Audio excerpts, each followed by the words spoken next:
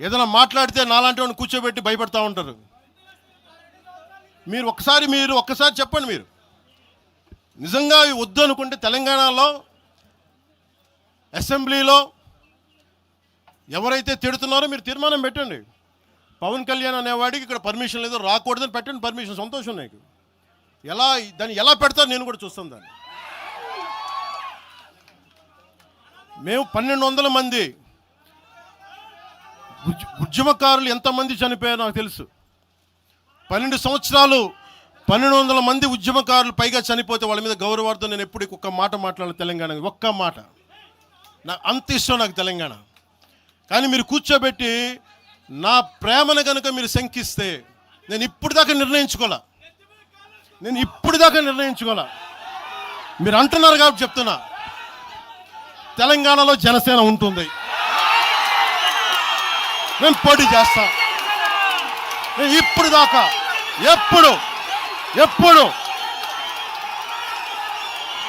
అవసరమైతే తెలంగాణలో తిరుగుతాం. నేనే తిరుగుతా, మేమే తిరుగుతాం. ప్రతి సమస్య మీద మాట్లాడతాం, ప్రతి అన్యాయాన్ని ఎదుర్కొంటాం. ఏం మాట్లాడతారు మీరు? ఇది తెలంగాణ భారతదేశంలో అంతర్భాగం, మర్చిపోకండి.